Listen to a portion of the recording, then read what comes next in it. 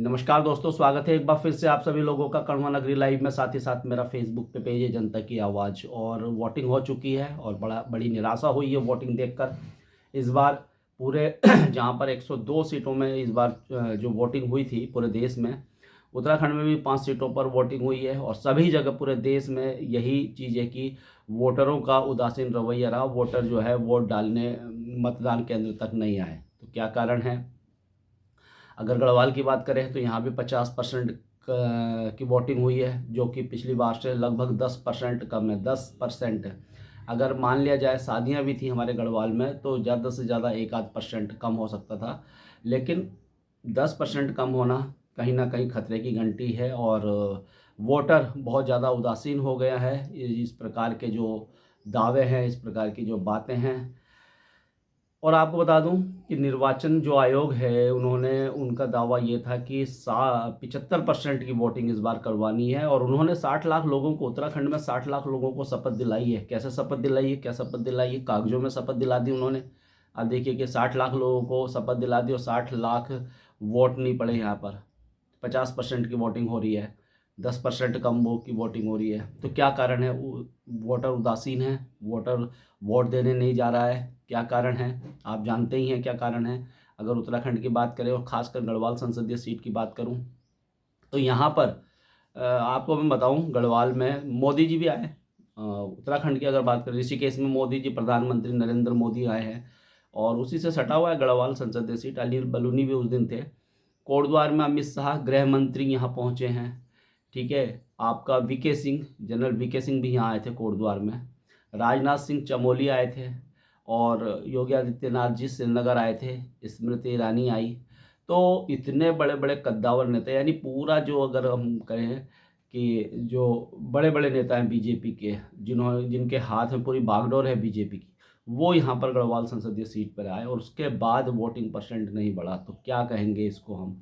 तो मुझे ऐसा लगता है कि जनता बहुत ज़्यादा आहत है। गढ़वाल के लोग, हमारे उत्तराखंड के लोग बहुत आहत है, क्योंकि उत्तराखंड के साथ बातें तो बहुत होती है। नरेंद्र मोदी कहते हैं कि आने वाला जो दशक है वो उत्तराखंड का, लेकिन उत्तराखंड में धरातल पे काम नहीं होते। बार बार मैं यही कहता हूँ, बार बार।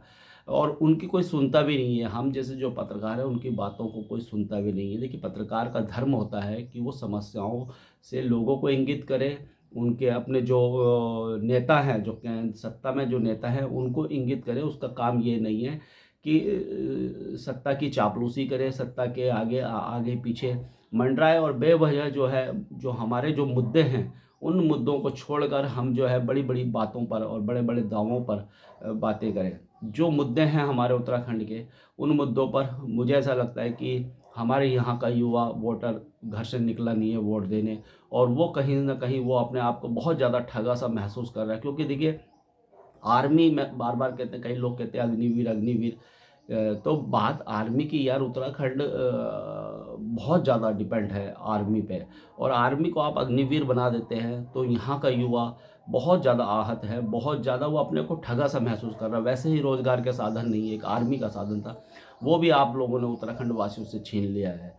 और गढ़वाल में तो अंकिता वाला मामला, जिस प्रकार से लिपापोती की गई है, या जो बड़े बड़े जो वीआईपी है उनका नाम नहीं आया, तो इसमें सीधा सीधा लोगों ने ये कहा कि जिसकी सत्ता है वो किसी भी तरह से तोड़ मरोड़ सकता है इन सब चीज़ों पर। तो ये पलायन हमारे यहाँ लगातार हो रहा है। अभी आप कोटद्वार की बात कीजिए तो कोटद्वार में एक 12वीं के बाद एक अच्छा इंस्टीट्यूट नहीं है जहाँ पर बच्चों को हम पढ़ा सके।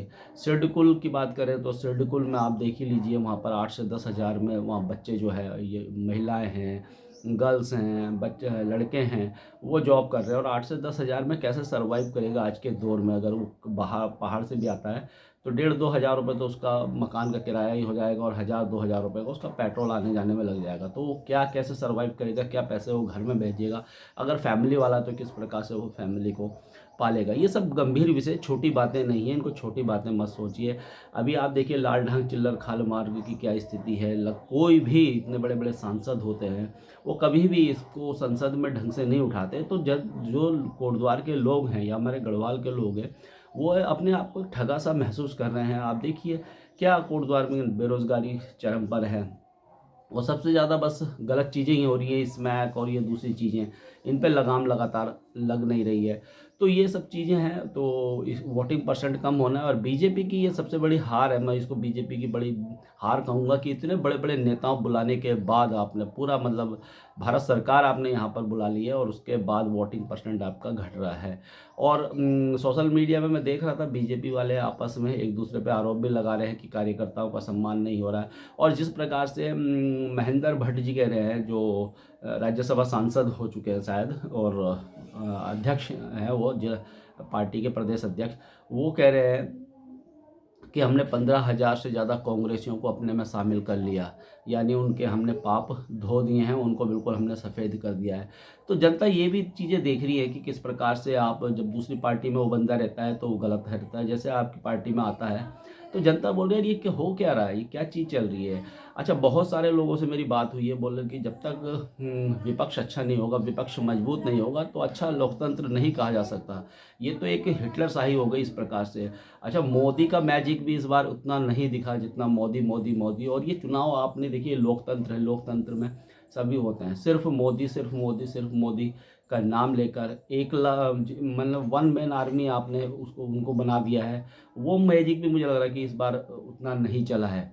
अभी देखिए दोनों दोनों पार्टियां इस समय जो है पसोपेश में है, और इस समय दोनों सन्न है कि यार ये क्या हो गया है और कैसे होगा। और बीजेपी में ज़्यादा बौखलाहट है, ज़्यादा ही उनका चिंतन मनन उनका ज़्यादा चल रहा है। सोशल मीडिया में भी उनके जो कार्यकर्ता हैं बोल रहे हैं कि पुराने कार्यकर्ताओं को पूछा नहीं जा रहा है, तो इस प्रकार से है चल रहा है। तो बीजेपी को पे ज़्यादा प्रेशर है, या बीजेपी ज़्यादा सोच रही है कि ये क्या चीज़ हो गई जनता ने, और वाकई जो है व्यक्ति जो है वोट देने नहीं जा रहा। अच्छा, कई गाँवों ने बहिष्कार कर दिया, बहुत सारे, कहीं 1200 लोग थे जिस क्षेत्र में, वहाँ पर 2 वोट पड़ रहे हैं बहुत सारे गाँवों में। और इससे पहले मैंने आपको एक खबर भी दिखाई थी, जो पाटीसेण के पास एक गाँव है पूरा, उन्होंने कहा था कि हम चुनावों का बहिष्कार करेंगे, चुनाव के लिए हम जाएंगे ही नहीं। ऐसे बहुत सारे गाँव हैं। तो ये क्यों हो रहा है, ये सोचना पड़ेगा हमारे उत्तराखंड के नेताओं को, खासकर जितने भी बड़े बड़े पद पर बैठते हैं। अब आप जैसे ही सांसद बनते हैं आप दिल्ली और बॉम्बे निकल लेते हैं, और जनता को पूछने कोई नहीं आता। आपने देखा है कि क्या हालत है, पहाड़ों की हालत देख लीजिए, जंगली जानवरों का आतंक वहाँ पर है। किसी प्रकार से अगर वहाँ के लोग कुछ साग सब्जी जो वगैरह उगाते हैं तो जंगली जानवर उनको तहस नहस कर देते हैं। सड़कें वहाँ नहीं हैं, किस प्रकार से बारिश में बहुत ज़्यादा दिक्कत होती है, और पिछली बार तो आपदा आई थी। तो कौन सुनेगा इन इन बातों को, कौन कहेगा इन बातों को। तो और सोशल मीडिया में आपने देखा कि 95% जो है सरकार की आलोचना होती है। वो क्यों होती है, वो आलोचना इसलिए होती है कि सोशल मीडिया का जो पत्रकार है, या सोशल मीडिया जो काम कर रहे हैं, वो जानते हैं कि ज़मीनी हकीकत क्या है। बातें हवा हवाई जो होती है उन्हीं के आधार पर वोट मांगा जाता है, और ज़मीनी हकीकत की तरफ कोई भी नहीं देखता। सांसद बनने के बाद हमारे ये तो अपने नेता हैं यार, ये क्यों नहीं काम करते हैं। दुख तो इस बात का होता है, नरेंद्र मोदी या अमित शाह या किसी को हम क्या ब्लेम दें, जब हमारे अपने नेता। और इस बार गढ़वाल का जो वोटर था, या उत्तराखंड का वोटर था, और आपने तो ये ट्रेंड पूरा देखा ही है, पूरे भारत में देखा ही है। 102 जो सीटों पर चुनाव हुआ है, सभी जगह बहुत कम वोट परसेंट हुआ है। और आने वाले समय में ये खतरे की घंटी, और कुछ लोगों ने शायद ये भी मान लिया, जिस प्रकार से 400 पार 400 पार 400 पार, तो उन्होंने सोचा यार ये तो इसी प्रकार से बोल रहे हैं। और विपक्ष को इन्होंने इतना कमज़ोर कर दिया है, सारे विपक्ष को, अब तो बस ये चल रहा है। तो क्या वोट देने जाना, क्या हम वोट देंगे तो क्या वो वोट हमारा सही से काउंट होगा या नहीं होगा। तो बहुत सारी खींच है, युवा बहुत ज़्यादा मैंने देखा है कि युवा वोट करने नहीं आया। कई जगह महिलाओं का भी परसेंटेज कम देखा मैंने। तो ये सब चीज़ें हैं, अब देखना पड़ेगा आने वाले समय में क्या होता है। और अभी जब दूसरा चरण होगा तो दूसरे चरण के लिए किस प्रकार से मतदान होता है, क्योंकि अब जो दूसरे चरण का जो मतदान होगा ना, वो पहले चरण के मतदान को देखकर भी लोग वोट करते हैं। और अब क्या होता है आगे आने वाले समय में, किस प्रकार से जो दूसरे चरण का मतदान है कितना परसेंट वोट पड़ता है। लेकिन इस बात को आप गांठ बांध लीजिए, उत्तराखंड के नेताओं को मैं यही कहना चाहता हूँ कि देख लीजिए क्या हाल है। आज आप लोगों को सुनने भी कोई नहीं आ रहा है, और साथ ही साथ वो अब तो वोट करने भी नहीं आ रहे हैं। तो आने वाला समय अगर इसी प्रकार से चलता रहा तो बड़ा बेकार होगा। और चुनाव आयोग ने किन 60 लाख लोगों को शपथ दिलाई है, जैसा कहा गया है कि 60 लाख लोगों को शपथ दिलाई। अगर 60 लाख लोगों को शपथ दिलाई आपने कि वो वोटिंग करेंगे, तो फिर वो वोट देने क्यों नहीं आए, इसके पीछे क्या कारण है। ये कैसे हो गया, ये सब इन सब चीज़ों पर काम होना चाहिए। और कहीं न कहीं भारतीय जनता पार्टी के लिए खतरे की घंटी है। इतना बड़ा अमला होने के बाद, इतने बड़े-बड़े वादे होने के बाद, इतनी बड़ी-बड़ी आपके संगठन होने के बाद आप वोटर को अपने जो है मतदान केंद्र तक नहीं ले ला पाए। और दोनों पार्टियां इस समय अनिल बलूनी और जिस प्रकार से गणेश गोदियाल, दोनों सभी बिल्कुल हतप्रभ हैं कि क्या हो गया, कैसे हो गया और क्यों वोट पड़ा। अब देखिए आने वाले समय में जितनों ने वोट किया है, 50% लोगों ने जो वोट किया है वो किसके पाले में किया है। और क्योंकि अब अभी तो मैं भी कंफर्म नहीं बता पा रहा हूँ कि क्या हो गया ये, कि जनता ने कौन सा फैसला जो है अपने नेताओं के लिए दिया है। तो कमेंट करके दोस्तों अपनी राय दीजिएगा। और आपको जाते जाते बता दूं कि अभी मैं मध्य प्रदेश जाने वाला हूं और वहां पर 2 लोकसभा सीटों पर जो भी होगी वहां पब्लिक ओपिनियन मैं लूँगा। आप लोगों का प्यार इसी प्रकार से मिलता रहे। कमेंट करके ज़रूर अपनी राय दीजिएगा। गणेश गोदियाल या अनिल बलूनी, आपने किसको वोट किया? अगर वोट किया है तो कमेंट कीजिएगा कि आपने किसको वोट किया। एक थोड़ा थोड़ा मोटा मोटा पता चल जाएगा। तो वोट करने वाले ज़रूर कमेंट कीजिएगा, गणेश गोदियाल या अनिल बलूनी। धन्यवाद दोस्तों। जय हिंद, जय भारत, जय उत्तराखंड।